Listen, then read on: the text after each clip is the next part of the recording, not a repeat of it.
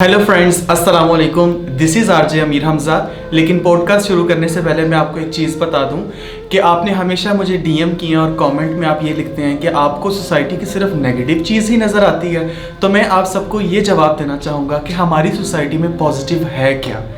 जिन societies के अंदर positivity है, आज वो किधर हैं और हम किधर हैं, यही डिफरेंस है उनमें और हम में। इसी तरह और बहुत ज़्यादा क्रिटिकल एनालिसिस हैं सोसाइटी के, जिसके अंदर से एक को मैंने पिक किया और आप सबके साथ शेयर करना है। और वो ये है, हमारे यहाँ रिश्तों के दरमियान कंपटीशन और गैप क्यों आ गया। जी, तो रिश्तों में ये गैप किसने क्रिएट किया? मोबाइल ने। ये भी इसका बहुत अच्छा आंसर है। एक्चुअली मोबाइल जिस नेशन ने इस टेक्नोलॉजी को इन्वेंट किया, उसी नेशन ने इसके यूजेस भी बताए और पर्पसेस भी बताए, लेकिन हम लोगों ने इसको इस तरह से मिसयूज़ किया कि हम लोग अपनों से ही दूर हो गए। आपको पता है, हमारे यहाँ जब हम बचपन में होते थे, ईद आया करती थी या कोई बड़ा त्यौहार आता था, तो हमारे अंदर एक चाहत होती थी अपनों को मिलने के लिए, अपनों के पास जाने के लिए, अपनों को गले लगाने के लिए। लेकिन अब ऐसा नहीं होता। अब हमारे पास मोबाइल है, हम पहले से ही उनको ईद विश करते हैं, कॉन्टैक्ट कर लेते हैं, उनके न्यूज़ फीड देख लेते हैं, वो क्या कर रहे हैं क्या नहीं, स्नैप वगैरह सब देख लेते हैं और हमें उनके बारे में अपडेट मिल जाती है। इसलिए अब रिश्तों में वो अट्रैक्शन भी नहीं रही। अब आप यहीं से देख लें कि मोबाइल के इस यूज़ ने हमें कितना दूर कर दिया है। अब ना तो वो चाहत है और अब ना ही वो अट्रैक्शन है। पहले हमें एक दूसरे का दर्द होता था कि कौन कहाँ पर है। मैं आपको अपना पर्सनल एक्सपीरियंस शेयर करता हूँ कि जब हम छोटे हुआ करते थे ना, तो हम अपनी खाला के घर जाना होता था ना, तो कोई मोबाइल सर्विस नहीं थी होती, तो हम समझते थे कि हम डायरेक्ट ही चले जाते हैं, तो शायद मे बी वो घर पे हों। और जब हम उनके पास डायरेक्ट जाते थे ना बिना फ़ोन किए, तो वो दरवाज़ा खोल के बहुत ज़्यादा एक्साइटेड होते थे कि मेरी खाला आई हैं या मेरी खाला के बच्चे आए, और हम उनके बच्चों को देख के बहुत खुश होते थे। लेकिन अब क्या होता है, अब सोसाइटी चेंज हो गई। हमने मोबाइल को इस कदर मिसयूज़ किया है कि अब हम डायरेक्टली कॉल कर लेते हैं आप घर हैं कि नहीं, और अगलों का भी अगर मूड नहीं होता तो वो आपको फ़ोन पे ही टरखा देते हैं। तो आपको बताने का ये बात मकसद ये है कि मोबाइल के मिसयूजेस ने हमारे रिश्तों को किस कदर कमज़ोर कर दिया है और हम एक दूसरे से कितना दूर हो गए हैं। इसी स्टांस को आप अपने लव रिलेशनशिप पे इम्प्लीमेंट करें।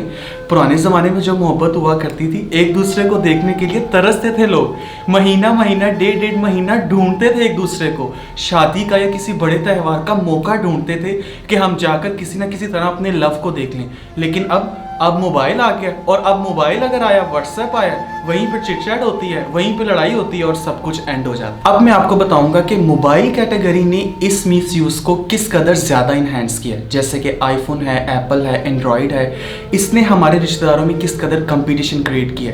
जैसे जब हम छोटे हुआ करते थे या 90s में, हमारे कुछ रिश्तेदार या दोस्त बहुत अमीर हुआ करते थे, लेकिन हमें सिर्फ तभी पता चलता था जब उनके यहाँ शादियाँ हुआ करती थी, तो हमें पता चलता था कि हाँ यार ये तो बड़े अमीर हैं। लेकिन अब मोबाइल ने आके वो भी कैटेगराइज कर दिया। जिसके पास आईफोन है हमारे रिश्तेदार के पास, वो अमीर है, और जो थोड़े मिडिल क्लास हैं उन्होंने एंड्रॉयड रखा है, और जो उससे नीचे उन्होंने भी एंड्रॉयड रखा है, लेकिन 10-12 हज़ार वाला।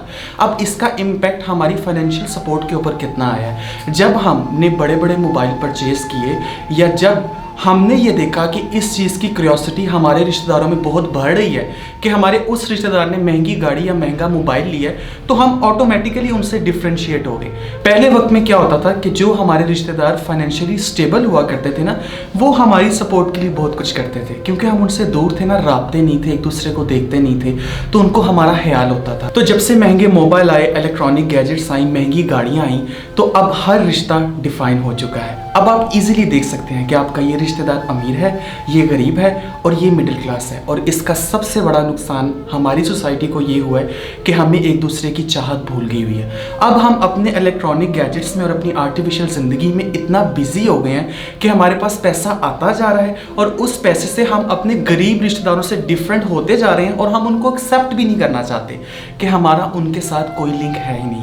तो मैं आपसे हाथ जोड़ के ये रिक्वेस्ट करूँगा हमेशा कि ये टेक्नोलॉजी तो जब तक दुनिया है, क़यामत है, ये तो तेज़ होती जानी है, लेकिन प्लीज़ अपने वो रिश्तेदार और वो दोस्त जो इस टेक्नोलॉजी की नीड रखते हैं और आपको फॉलो करते हैं, आप प्लीज़ उनको कभी मत भूलें। इसकी एग्जांपल मैं आपको पर्सनल एक्सपीरियंस से बताता हूँ कि जब मेरे अब्बू बाहर से आए ना, तो हम उनके साथ बैठ के खाना खा रहे थे और हम सब मोबाइल के साथ लगे हुए थे। तो हमारे अब्बू हमारी शक्लें देख रहे थे कि ये कर क्या रहे हैं। उनको शायद इस चीज़ का आइडिया नहीं था कि ये सोसाइटी टेक्नोलॉजी के पीछे किस कदर बर्बाद हो चुकी है कि इनको साथ रहने वाले का भी ख्याल नहीं। उसके बाद फिर मेरी मदर ने मुझे आके बताया कि तुम्हारे अब्बू इतना गिला कर रहे हैं कि मैं जब भी खाने की टेबल पर आता हूँ तो कोई बात नहीं करता।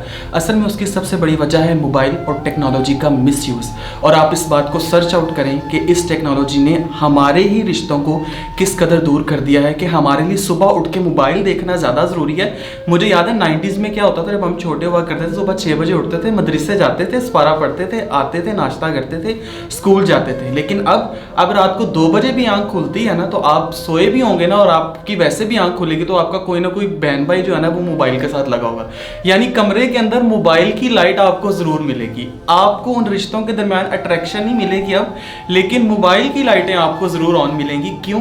क्योंकि हमने मोबाइल के थ्रू उन लोगों को प्रेफर किया है, उन थर्ड पार्टीज़ को जिनका हमसे कोई डायरेक्टली इमोशनल लिंक ही नहीं है। जी, तो इस पॉडकास्ट में मैंने आपसे जितनी बातें की हैं उसके कंक्लूजन में आपसे मैं ये कहना चाहूँगा कि वैसे तो हम लोग अपनी कज़न्स के साथ, मदर के साथ, फादर के साथ, सबके साथ हर चीज़ की अपडेट देते हैं फेसबुक पे, और हैशटैग भी लगाते हैं, cousin reunion, sister brother love, mother love, father love.